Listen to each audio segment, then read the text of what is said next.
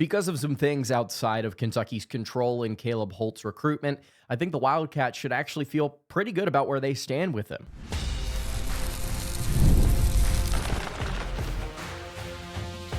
You are Locked On Kentucky, your daily podcast on the Kentucky Wildcats, part of the Locked On Podcast Network, your team every day. All right, what's going on, Big Blue Nation? Welcome on into Locked On Kentucky, your daily Kentucky Wildcats podcast. I'm your host, Lance Dawe, and on today's episode of Locked On Kentucky, we're going to be talking about Caleb Holt. And there are some things happening outside of Kentucky's control that I think actually benefits them when it comes to the recruitment of five-star shooting guard Caleb Holt. Also on today's show, Cutter Boley is going to be QB1 this Saturday against Eastern Michigan. It's official. He's been taking first-team reps.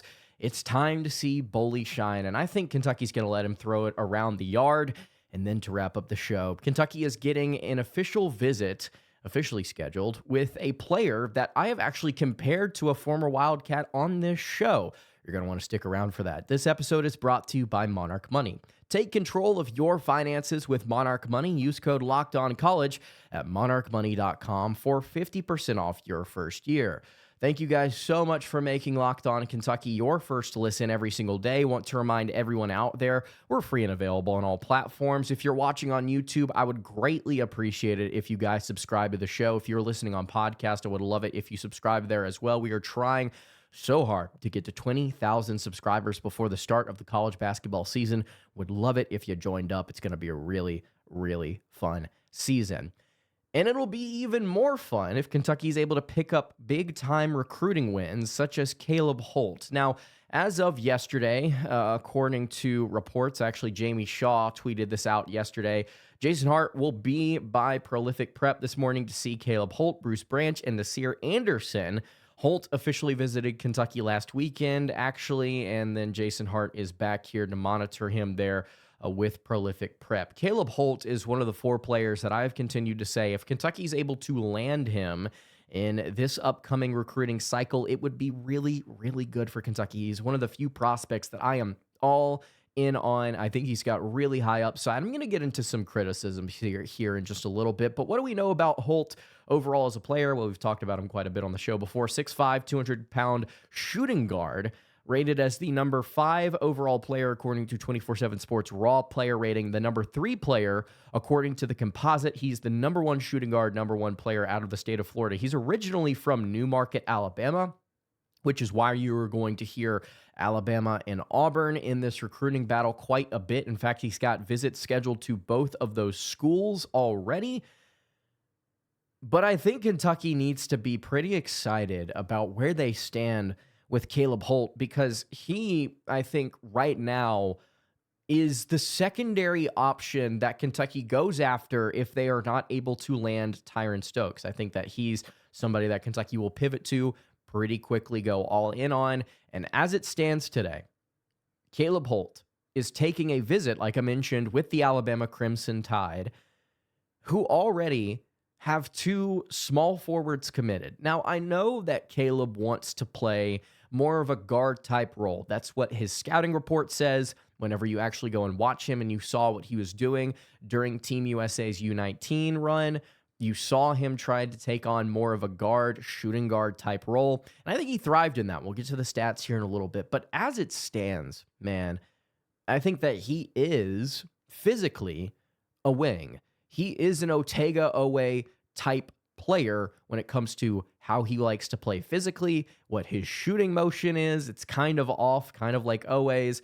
Physically, height and weight, they are very similar. I think that Caleb would be the 1-year freshman version of Otega-Owe for Kentucky to have in 2026.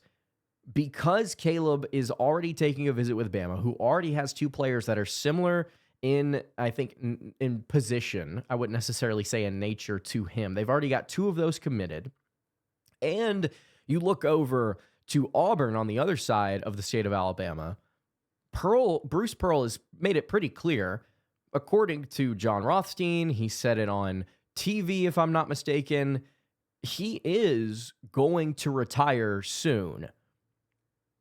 Watch that space to see if Auburn promotes within or if they decide to go with somebody external. Regardless, I think that the uncertainty, and I don't know this for sure, I think the uncertainty, if anything, plays in Kentucky's favor. Will Pearl be here whenever Caleb actually wants to roll into Neville Arena next season if he were to commit to Auburn? Will he actually be around? That's a question I don't think anybody really knows the answer to right now. So I think if you're Caleb Holt, you're looking at teams like Kentucky, you're looking at teams like Ole Miss, you're looking at teams like Arkansas. He's already taken visits to the Rebels and the Razorbacks. He actually just scheduled a visit with Providence way down late in November. I wouldn't necessarily worry about the Friars, especially if Kentucky is here on the board with spots open for him next season, frankly. I think he's one of the 4 players that I would be thrilled with. Bama's already got kids that I think could kind of fill what he wants to do. I think that Auburn, there's possibly a little uncertainty there. There's not another program in the running here that's better than the University of Kentucky. Kentucky, I think, can prioritize getting him in and out of this program as a one and done and somebody that's going to get the rock and be pretty efficient with it. I really like I mentioned, what he did during the U19 run. You look at his stats, he shot over 50% from 3, 52% to be exact. He shot 63.6% inside the arc. He also led Team USA in steals per game with 2.7. He was a pretty efficient player all around. Really stepped up the final 2 games in the semifinals, and then the final against Germany. Played very efficiently, 4 of 6 in the semis from deep, 8 of 10 from the floor. Also had 7 rebounds, a couple of assists, and 4 steals with a plus 32 plus-minus box score. Obviously, Team USA was running a lot of teams during that U19 run out of the gym. But Holt was one of the more, I think, consistent players, one of the more efficient players. And he played with, I think, a level of control and pace that you will want to see more of whenever he does end up playing in college, whether that's at Kentucky or elsewhere. Now, obviously, the level of competition is going to be significantly harder in the SEC. He's not going to be getting as many wide open spot up catch and shoot type attempts, which he was knocking down with regularity for Team USA. He's not going to get those all the time in the SEC, but man, the pace that he played with, the body control, the confidence, I just saw a kid that seemed to know what he was doing out there and was trying to measure himself instead of overextending himself. Now, I will say, as much as I've raved about this kid and his ceiling, which I think he can be unstoppable getting to the basket. I think he can be a really good two-way player for Kentucky. I think he, again, can be an Otega-Owe type player. There are 2 things that concern me. Number 1 is the shooting form. I believe his scouting reports talk about this. There's a noticeable dip in his shoulder, and I wouldn't necessarily say it's a dip, more than like a swing into his shot with the right side of his body. He just kind of throws his right shoulder up and throws his hip towards the basket in a way that I don't necessarily think is the best shooting form. But hey, if it's going in at a 52% clip, you really can't complain. And if it's going in at a 35% clip at Kentucky, I really wouldn't be mad at that either, to be honest with you.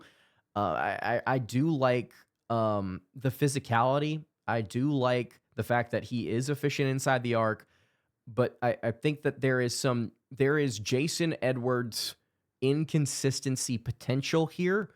And there's nothing I can really tell you statistically to indicate that. There's nothing I can necessarily say outside of what I've already said about the shot form. I'm not telling you it's going to happen. I don't think it's going to happen. But I see some Justin Edwards in him, and obviously Edwards has flourished now that he's in the NBA with the 76ers. But somebody like Holt could struggle. I wouldn't foresee that with Mark Pope being his coach.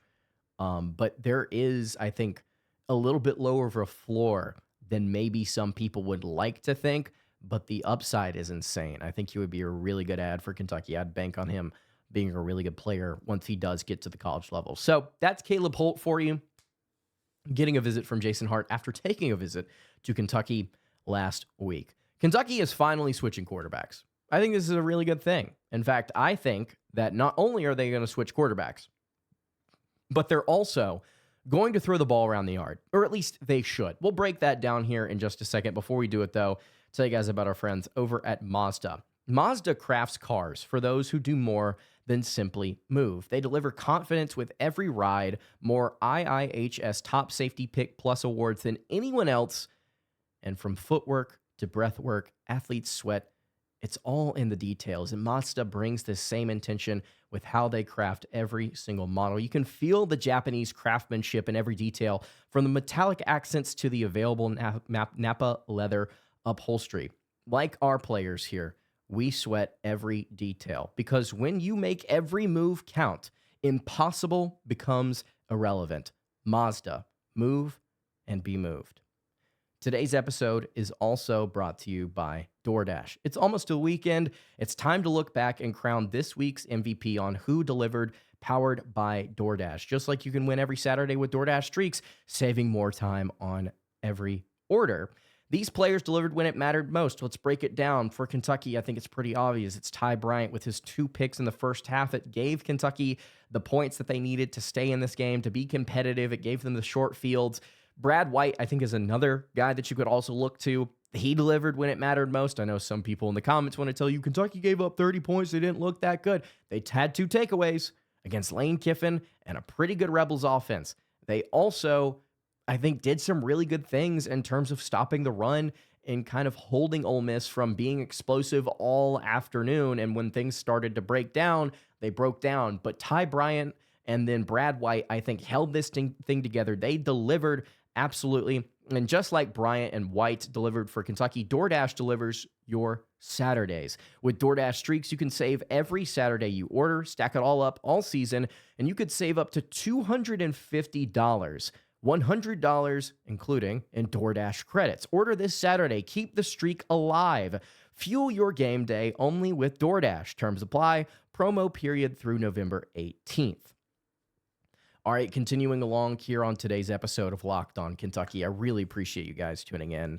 I want to say something real quick. And I said this on a recent episode, but I want to reiterate it. It does not escape me the amount of people that watch this show. You know, sometimes you look and obviously I'm not some celebrity. I'm just a dude talking about Kentucky basketball on the internet, but sometimes you look at YouTube and you look at podcasts and it's just a number, right? I think a lot of you that are in this space can agree with that. Or if you're in some other field and you deal with statistics, sometimes numbers are just numbers. You just look at them and you just kind of move on. And then sometimes you really do put them into context mentally and you start to appreciate kind of what you have. This is now going to be my 5th season doing this show. It's incredible to even think that I've been doing this that long. And I want to say thank you to everybody that's been watching. I really do appreciate the comments. There were some comments the last time I talked about this. There were comments from people saying that they really appreciated me for kind of getting them through some different things. It was part of getting them through some really difficult times. And I want to say thank you for watching. Thank you for listening. I'm just a guy with a microphone talking about Kentucky basketball, but man, I really do appreciate getting to talk about it with you guys because I absolutely love the Wildcats. I love this team. I love our coach. And I'm really excited to get to share it again with you this season. So again, thank you for tuning in. I do want to say thank you again because I don't want it to go unnoticed or unappreciated what you guys have made. And I know that's kind of the cliche thing for people to say like, well, you did this. You actually did. You're the ones watching. You're the ones commenting. You're the ones sharing feedback. You're the ones giving your opinions. I'm just a dude with a microphone. You guys are the one that makes this possible, and I really do thank you. It's been awesome. Speaking of awesome, Kentucky is switching quarterbacks. Finally. They honestly, obviously hindsight is 2020. They should not have gotten Zach Calzada. They should have gone with another portal quarterback, or they should have found depth elsewhere and just put all their chips in on 4-star quarterback Cutter Boley, redshirt freshman Cutter Boley. Stoops said at one point that Boley was the future of this program. To bring in a 7th-year QB and pay him all the money that you did. I don't even know how much it is, but you paid him. You had to have paid him well to bring him in and to, I think at this point we can all agree, I don't know if waste is the right term, but mismanage Boley's fall camp and his spring, and now the first 2 games of the season to bring that 7th-year quarterback in to kind of derail what could have been developmentally. It's not good. But at the very least, the staff is coming to their senses now. It's better late than never. That's what you like to hear, right? It's finally happening. I believe Kentucky Sports Radio was the first to report this. I'm not entirely sure who got it out there first. Stoops did not mention this in his Wednesday press conference, or SEC conference, I should say, conference call. But Cutter has been taking all the first team reps. And despite what Bush said, Calzada's not back, actually. So it is the Cutter Boley show. This Saturday against Eastern Michigan, you're like a 23.5 point favorite or something like that. You are expected to blow this game out of the water. And I think Kentucky should be able to do it in explosive fashion. I know Cutter's young. I know he's got a lot of things to work on and improve on. But if there's one thing I think you're going to see from Cutter Boley this Saturday, it is the explosive play. Part of it has to do with just the nature of what we've seen so far from him, getting chunk plays and desperation, but also what Eastern Michigan brings to you defensively. It's begging to be thrown on. Fun stat. The Eastern Michigan, I believe, Eagles are 122nd nationally in yards per pass play allowed at 9.1. Their 2 opponents that they have faced so far this season, you must be hearing 9.1, 122nd. Well, surely they've faced some of the best and brightest minds in the offensive game. Surely they've faced some really stout competition that knows how to put the ball in the air. They've played Texas State and LIU. They lost both those games. I know Kentucky wants to run the ball. McGowan and Dawe are very good, and they'll probably get their fair share of run this weekend. However, I think if you want to try and get Cutter settled in, if you want to get him comfortable, now is the time. Right now, against a bad opponent who cannot stop anything. To quote Josh Pate, they are sucking water through a garden hose on the back end, giving up a lot of explosive plays. See if you can get him into rhythm and then let this kid throw the ball around the yard.